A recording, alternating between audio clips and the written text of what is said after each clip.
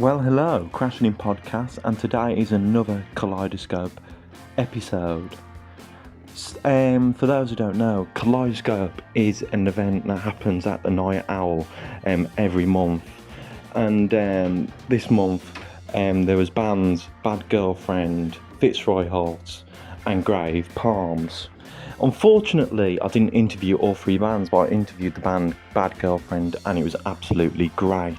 But unfortunately, I missed Fitzroy Holt's set because the podcast went on a bit longer than we thought it would, because we just was nattering on for ages. So it was a great interview. We had a great chat about the band Bad Girlfriend. We get talking about punk a lot and how certain types of music are labelled and stuff like that, and that was quite an interesting conversation. We get talking about what inspires their music, and it's one of my top favourite interviews I've done, because this band have a lot of energy and their live performance was amazing. Unfortunately, again, I couldn't stay long for their set, but I recorded a bit of their set and they're brilliant. Grave Palms, I recorded a bit of their set, absolutely brilliant. Nick Cave vibes going on, very art rock, which I really like, and yeah. So I'm going to hand it over to the podcast. Hope you enjoy, and I'll see you all later.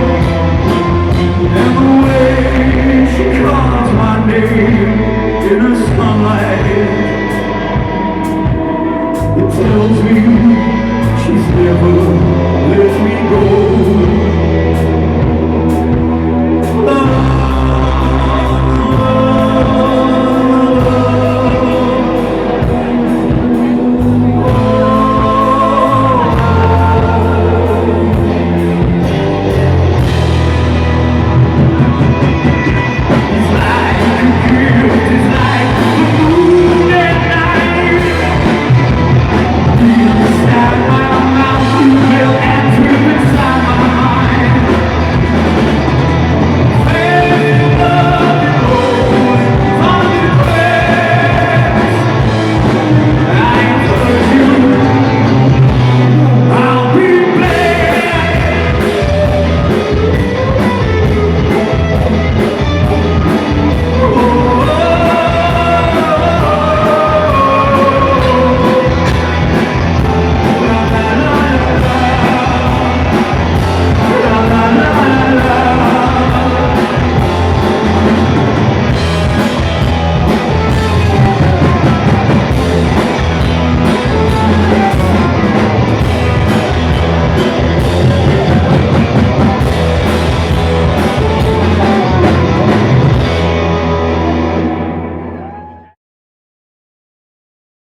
Well, hello, Crashing In Podcast, and today I am with Bad Girlfriend at the Night Owl, technically.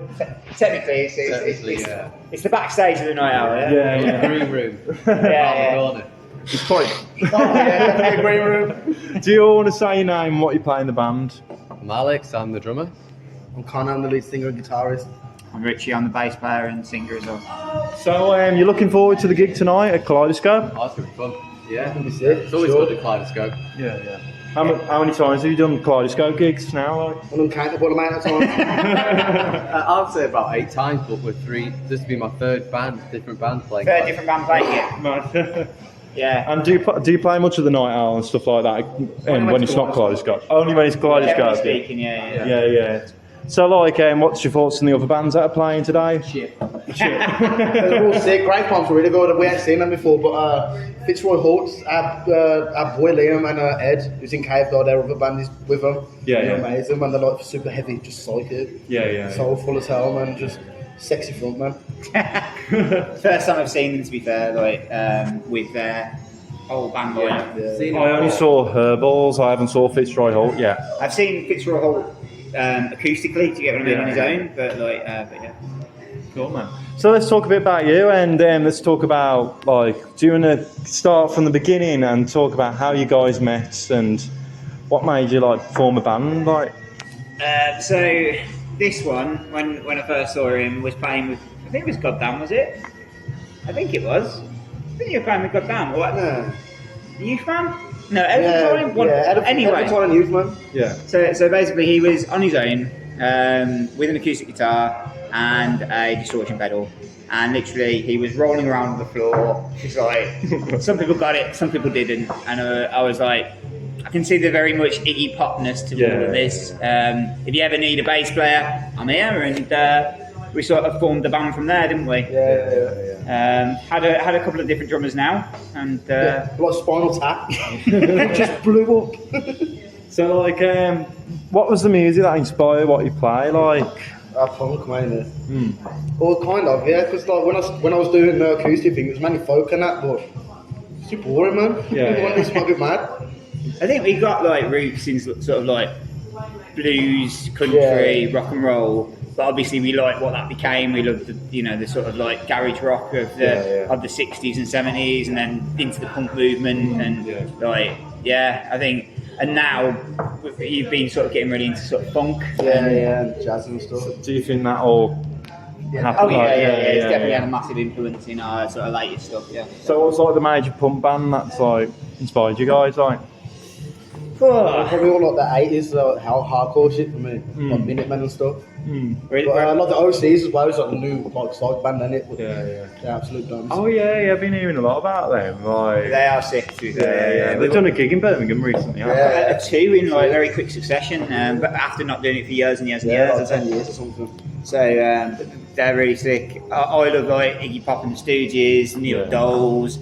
I love 50s rock and roll. I love Little Richard. and all that sort of thing. Here, mate. Yeah. Anything with soul and holler and that was punk music. That's what I was going to say. Yeah, it was just labelled as punk, I guess. I've just spent the whole day listening to Bo Diddley. Yeah, but that's punk as well. Frank Zappa and you can say everything's punk, really. Anything that's sort of a bit wild and out there, punk as hell. I feel I think when people label music, that's when it kind of ruins it, I guess, because it's something can be punk and, I don't know, orchestral, I guess, at the same time. Punk isn't a genre, it's a mentality, isn't it? Yeah, that's how I think of it. It's if someone said mod music, you know what I mean? I hate that. That's mod music, I don't know, the Jam. Yeah. But I said, punk. But exactly. They fit multiple genres, don't they? So people like to put a label on things, but I think it's because it's got that stupid haircut. Yeah. But it's the fashion that. And they go, that's punk music and shit like that. But so who was it in your life that introduced you to music? So for me, it was probably my dad. I love the Rolling Stones. They're probably my favourite ever band in a very secular period of 69 to about 72, 73 or whatever. But my dad loved Northern Soul music. He loved the Stones, a bit of Beatles there and things like that, and then also random shit. But that got me into sort of what I got into. in terms of you learning to play guitar, you got into it via gay bar, didn't you? Yeah, not a gay bar, the gay bar. The song by Electric Six, gay bar. I was like, I've got to learn this tune, and then and I got like a little shitty guitar from Argos. With a little amp on here from parents, and I was like, yes, the world. What about you, Alex? Same as my dad. Mo was the main influence on my musical taste. Yeah. Like your dad, who was the Rolling Stones. That was a major part of my childhood. But he was more into like the new wave of British heavy metal as well. So you had the punk camp, and then my camp was the metal camp, which were sort of rivals in the late 70s. But mainly my dad, from Iron Maiden, Metallica to early rock and roll. I noticed that with most bands and stuff like that, it's always the dad that introduced them to music. Both my parents. Yeah, to be fair, your mum's got really good music taste. You've got to give the mum a bit of credit, right? My mum's up, kind of. My mum was listening to some pretty cool stuff. Yeah. I feel like my mum has better taste in music than my dad, to be honest. My dad kind of just got better taste when he got older. Yeah, the same with my dad. They've declined. He was like, he's not got just guitars in it, I'm not listening to it, and then he's listening to a bit more and being a bit more open about his taste, which is the best way to be. Pigeonholing yourself is pretty boring. I think when I was like 17, I've gone away from music really because you don't want to like what your dad likes because that's just lame, innit? But a mate of mine sort of introduced me to things like Syd Barrett and that early Pink Floyd stuff, and then Johnny Thunders and the Heartbreakers and all the sort of punk stuff went from there, and Nuggets, that's 1960 Gary. So basically it just sort of exploded at that point when I started learning to play bass and just went from there really. When was it when you all started to pick up an instrument and play, man? I don't know, how old are you in year 8? 13? About 13, Yeah, about 12, 13. I was 8, I think. So what was it made you want to just pick an instrument and just learn it? Gay bar. Oh yeah. What about you? Dad just kept asking, do you want a drum kit? Because he used to play the drums when he was younger, and I think it was an excuse for him to get a drum kit himself. And I went, okay, I'll play the drums. He's like, yeah, okay. And then he already had one in mind. That's another thing I noticed about dads. They're like, oh, you should be in a band. You should be in a band. They want you to do what they didn't do. That's right. I didn't come from a musical family particularly. It's the fact that when I was a kid, I was at church singing and all that sort of shit. So I always sang. And then when I was 17, this band that I knew, my friends were like, "Oh, we need a bass player." I was like, "Well, I haven't fucking played bass before, but yeah." He's like, "Oh, it's simple. Just learn it," and just went from there. Then strength to strength. So was you all in bands before Bad Girlfriend? I was any band I was in before I got kicked out of. So that's why I started my own thing. How many bands were you in before you? I got kicked out of both of them. 2. Why is that? Can you say It was too cool. Fucking, they ain't about it anymore, I'll tell you now anyway. None of them are. They just didn't understand, man. Literally, they were like, you just want to push in a different direction. The first band I was in, it was when I was a band I had in school, and the dad had a real big influence over it, and it was we've got to make it cool, we've got to have a good woman lead singer, we've got to make it all Paramore and that, and they got rid of me, because I was too punk, and then the next band I was in college for a bit, and I was getting really into punk, and we were all into grunge in it, but I was getting more into punk in it, so I was like, fuck yeah. Oh, cool. And what about you guys? So I was in a band from about 17 to 23, 24, and that was we started off as a blues sort of rock covers band, and then started doing our own sort of our own material in that. And then when it was about 23, 24, I got in with a bloke called Miles Cocker, who was latterly in Youth Man, and Sean Murray, and another lad, and we were in the SPG, which is a proper punk indie band, if that makes any fucking sense. That was really, really good. And then I played in the band with Sean called Bipolar Bears.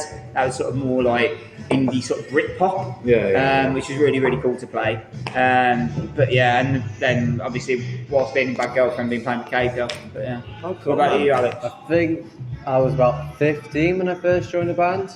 It was a hard rock band where I live. There wasn't much of a music scene. It was, if there was a band playing, there were covers or a tribute act. Yeah. There was no room for originals. And then I came to uni at Birmingham, and in my final year I happened to eavesdrop on someone saying we need a drummer, and I sort of walked over and went, I'm a drummer. And that's basically how I met Richie. And that's So a few hard rock bands in mid-teens, and then in the early 20s, Yeah. sort of. What would you say, Cave Girl? That's the other band we're in. It's kind of like glam rock. I always say indie, but I don't think indie describes it very well. Really.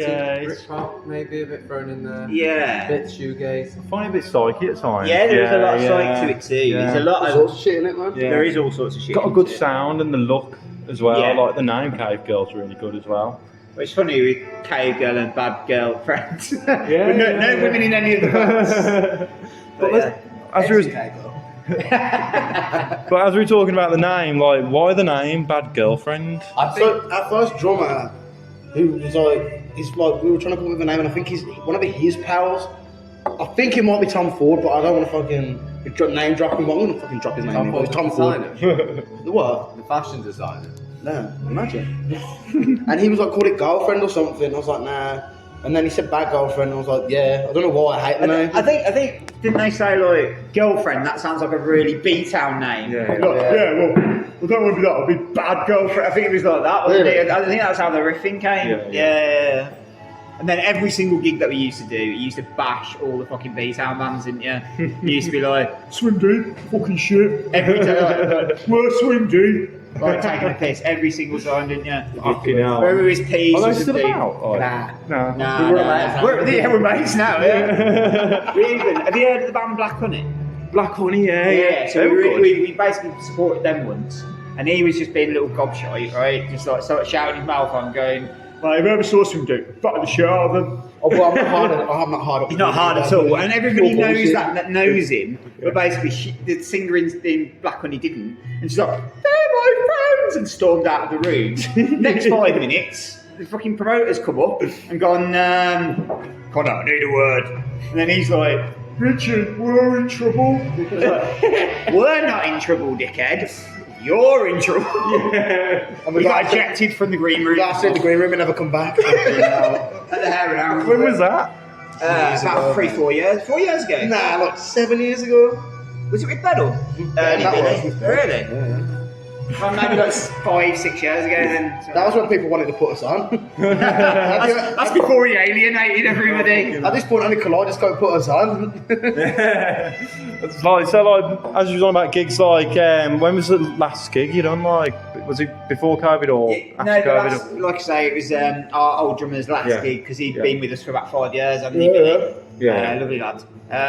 But he's moved to Malta. Oh, well, so yeah. we did like a last thing, and it was like his leaving do as well. It was at Sunflower Lounge because we played so many gigs there. It was our old stomping ground, you know what I mean? Yeah. It has moved on past what we knew really, but we wanted to do that as the last gig, so that was Great good. venue. Right. Yeah, so it is a really good venue, especially sound wise. When we used to play there at first, it was pretty diabolical, wasn't it? But they really did it up in that. Yeah. So, like, have you got any upcoming gigs, like, and new material coming up? We're playing all new material tonight. Because the EP we recorded with our old drummer at the start of the year, we didn't get back in time to show Alex before this gig, so we had to write a whole new set. Yeah. We wanted to write a whole new set anyway because Yeah. one, we'd been playing some of those songs for like 3-4 years, and secondly, when somebody new comes into the band, you don't want to go, oh, just play what this other drummers play. You want to write together. Yeah. Because that's how we sort of usually work. Like one of us will come in with a sketch of a song, and then we'll flesh it out with each other. Yeah. It's not very like there's certain bands like Cave Girl's a very different process in terms of Ed will have an idea for every single part. With this, we're all riffing off each other, aren't we? It's like a jam session, and then you get what you get and go from there. Really. Cool, man. Like, when was the last release or recording you done? Like? So the last release was Here It Comes, and that was during lockdown. I think that was 2021. Yeah. Oh, 21, yeah. I think it was 2021, wasn't it? Yeah. I think on Spotify it's 2020. I don't know. Wow, these years go back. I know, very, very quickly. But I think Yeah, that's 2020 because it's COVID-19, isn't it? It's the first year of COVID. Yeah, it was 2020, yeah. 2020, wasn't it? Yeah. When we could start going back out a little bit, wasn't it? Yeah. Because I think we did a Did a bit release. of a break or like? No, we kept on trying to play, and if we couldn't like meet up physically, we were like doing bloody Zoom chats and all that sort of stuff, as everybody fucking did probably. Yeah. But no. That was our last release. We've had some things in the can for a while. We went up to Bristol to record a few songs which we've got ready to release. we've now recorded with Mark Gittins at Jubilee Studios again. Recorded with Luke Morris Thompson. Well, yeah, it was, but he's under megaphone. Yeah. So, yeah, basically we've got them all in the can as well. So Will it turn into like an EP, like? Or? Yeah. Yeah. And do you have a clue when that will be released, or is it still in the air? Like? Next year at some point. August 10th. August 10th.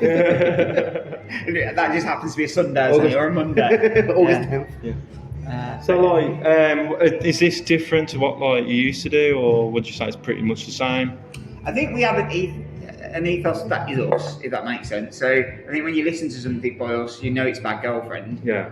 But it has changed and progressed, and it has different facets to it. I don't think we're a band that you listen to and go, they're literally playing the same song 10 times. We have, you know what I mean, like it's like a funk song, but it's still punk. You know what I mean? Like they're all different genres, but they're still very authentically us. Yeah. Do you like to make a bit of like a development with the music, like a different sound? Like, is that like the aim? It's kind of what we're listening to at the time, isn't it? Or what drugs are taking. Yeah. Or what drugs he's taking. Drugs are a big influence on me as a band. Me as a band.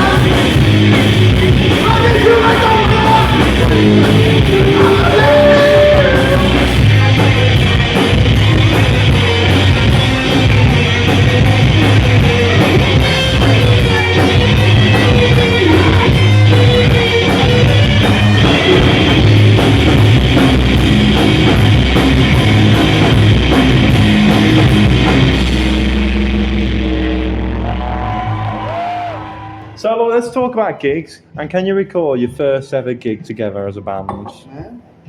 I can. Do you remember Rat Boy? Yeah, man. Yeah, Rat Boy. That was our I first. was thinking about Rat Boy today. That was weird. That was our first ever gig, supporting Rat Boy. So basically, he was on the rise, wasn't he, at the time? So yeah, that was our first ever gig. And there came to a point when, in our first month or two of being a band, we'd done more gigs than we'd done practices. Oh, cool. So you didn't really need to practice, did you? You were still better than Rat Boy, let's put it that way. Oh, really? At the time, because Connor was sort of very raw and untainted. He basically like would play something. It'd be in the weirdest time signature in the world, but the drummer that we had was like a jazz drummer. I can usually adapt to whatever circumstance and situation that's going on. So we just sort of went with it, didn't we? I met a band once, and they said they never like rehearsed or anything like that. They never met. They just done the gigs or some shit like that. And I think that's kind of cool in some ways. Like, performance art, isn't it? Yeah. It's probably that more rawness, more punk, I guess. So like, with that first ever gig, what was you like? Was you shitting yourself or? Nah, like I think we've done plenty of gigs before. We've done plenty of gigs before, even with yourself. You've been doing. That's what I mean. I've been playing on my own for years, and it's so. If I with a band at that point, it was like, sweet. Yeah. And how would you say you developed over the years of gigging with Bad Girlfriends? Got more refined. I think like you became, because I think you've always been a very talented guitarist and you're always a very talented songwriter, but I think you've become a better singer, and I think basically like it's marrying up all those three things, isn't it? That's a very difficult thing, especially when you, as a frontman, he's very out there. You know what I mean? Like he's the centre of attention. Trying to do that while singing and playing is difficult, but over the years you've got even better at that, really, I think. I am good. So, like, when's the next gig, like, after Kaleidoscope? Don't know yet, but I want to try and push to play more, like, DIY venues and stuff. Yeah, we've had... Because of the promoters that have been around the city, I think we've been a little bit more limited at what we've done because of the certain things that have come out about said promoters. So that's... We've taken quite a strong stance from the start about it all. So... Basically, at this point, we want to put our own gigs on, I guess. It's kind of better like that because I think like there's more passion that goes into it from the bands. There's definitely money makers, but it's not what it's about. I mean, it's not. Well, it's never been about that. It's about the music. Yeah, that's what I think. Like, and I would never go into like podcasting or putting gigs on for the money. Like, well, I mean, it's all good things for the music, but at a certain point, like it's not cheap to do this stuff either. Do you know what I mean? No, it's like, not. No. Like pedals and equipment and stuff. So. It definitely is about money to an extent, isn't it? Yeah. We shouldn't let that like overshadow and like water down the music. Like, so like obviously, if you want to make money to be able to afford to like go on a tour, maybe go to another country, buy this, buy that, whatever. Yeah. But when it gets to a point where there's an outside influence trying to chuck loads of money at you and be like, right, we want this, that's when it starts losing it, and that's when it's bad. But if you can like carve out your own career like with like an industry that's fucked up, man. That's like really good. But at the end of the day, it's about the music, but it's about the money as much as without being too pretentious. The world's run on money, it's not run on love, you know what I mean? It's art at the end of the day, what we do, I think, without being too pretentious about it, it is. But obviously you also need to be able to support your art. Yeah, exactly, yeah. There is a hobby element of some of it because, you're willing to put your time in for not getting much back. You need some back to be able to do what you do. That's when I think Spotify and that is a bit shit there because people are getting your art for nothing really. We don't get and you only get pennies. At this point, it's like exposure. Like for someone that's higher up, they might have like it's all right for them. There'll be record sales and stuff, and playlists and everything else, and therefore that multiplies everything. Bad sort of everything though, innit? I feel like Bandcamp's a bit better though, because like you can sell like your vinyl and stuff like that, and people buy your music and download it and stuff like that. So it's still like online and shit like that. And there still is like a lot of people that want to put money, like buy your records, buy all these. So that's good. Like that'll never fade away. That'll never fade away. Is any of your music on like hard copy or anything like that? Yeah, we released a lot of our stuff on CD until we felt that it was ourselves DIY until we felt it felt a bit redundant as a format. That's what I mean. At this point, Spotify is kind of a good platform to have, and Bandcamp as well. You need it all, I guess. It's a big platform to put yourself on as well. Do you know what I mean? So, well, you want a back catalogue, don't you? Because obviously we've been doing this since 2015. So when you look online at Spotify, it is a huge catalogue of what we've done, really. So it is good to have that recorded, if that makes any sense. But like, it's difficult now. Vinyl is so expensive to produce. We've never done it because of that reason. 2-year waiting list. Oh, is it 2-year waiting I list? heard something about like Adele. When she did her latest album, she just took over all the vinyl presses. And it made everyone have to wait that much longer. I was talking to another band about that. Like every band's mentioned Adele, like in the podcast. I didn't even know about that. Oh yeah, It's ridiculous. You know. But what I was lost now. So like we talked about like your music and Spotify and stuff like that. So like, is there anything else like you like to add that we haven't spoke about? Like, Connor's blank for.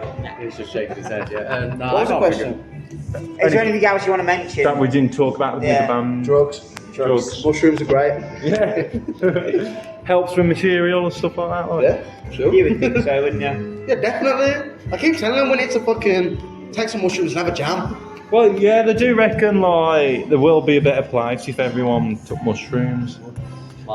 Peace and There's a whole microdosing theory, isn't there, in terms of that's a great. Stone Ape theory and all that. Like Yeah. Yeah, Reason fucking we're humans. cavemen running around. Oh yeah, there's apes and it running around like just eating shit. Ate some sort of psilocybin. It was like, what's happening?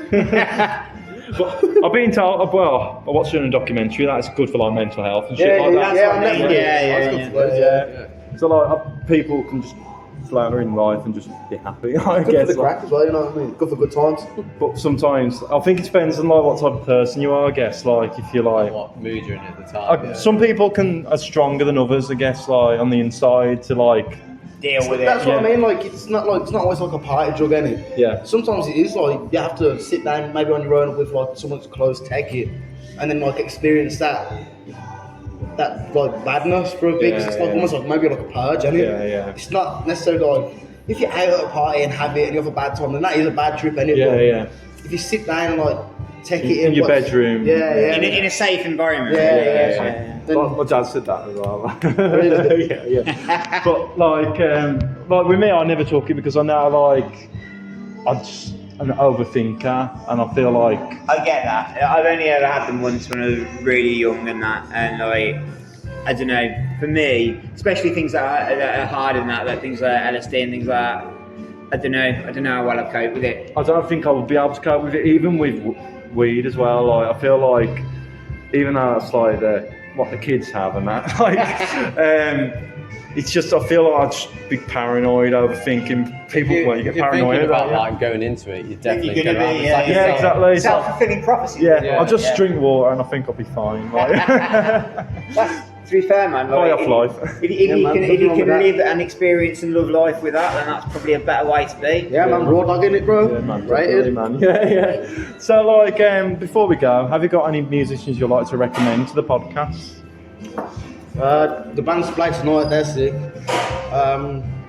Blue Roof is that boy, she's Kayla, she's bad as fuck. It's like, I don't even know what it is, man. It's all like Kate Simpson stuff. The Mighty Young, they're really cool. The bassist He is really in that cool. bar, by the way. Who else? There's loads of bands. Matters, they're really good. They're sort of the same deal as Blue Roof, man, real sympathy and all this. Brain Food, Jackie. they're our boys, Jackie. There's a wealth of stuff going on. Loads of artists as well, loads of good artists like Fucker Wolf, Tack Vision and all this. Yeah. The Birmingham music scene, the Birmingham art scene is booming. Great, man. Like recently, it's been really good as well, man. Like I think some bands got a bit samey at one point, but now it's gone. Everyone's like kind of gone a bit more out there. When there was a scene and when there was a tick box, I think you're going to get sameness because sameness sells, doesn't it? Whereas I don't think we've ever been in that place, really. Shit. What? Have we missed Fitzroy Holt? Probably missed. I don't even miss that one. We probably. Quickly go over this question because I want to see him as well. Okay? Have you got anything inspiring to say to the listeners before you go? But fuck about. Oh, I don't know. I wouldn't know what to say. I'm not that sort of person. You're not a philosopher. No. You know. I just think at the moment the world is in a little bit of a fucked up place. The country is in a bit of a fucked up place, and I think we need to realise that we can be the change. I guess we don't have to just sit there and do nothing. There's more of us than there is of them. So we should realise that and actually put pressure onto doing things. Because at the moment it feels like things are fucked up. They're going to get more fucked up. More at the local level, and then it spreads out from there. If you can focus on your immediate community, Correct. and then have a positive change in that'll expand.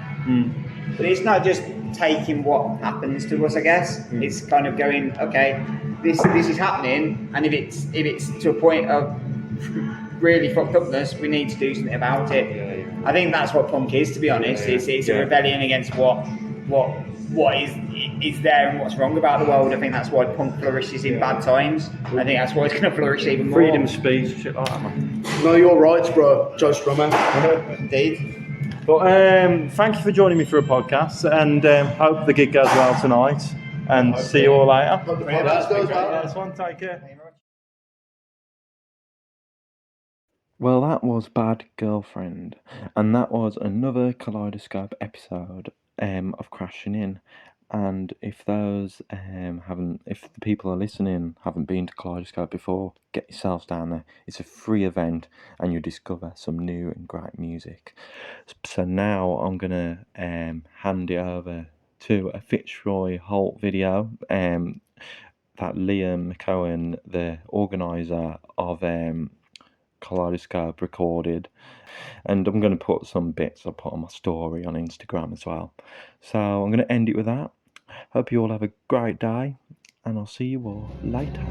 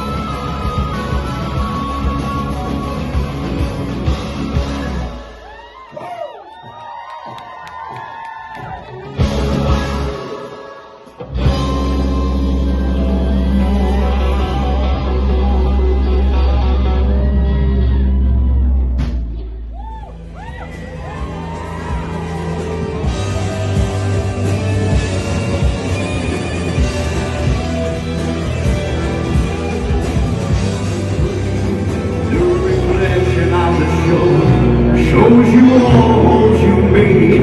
If I could only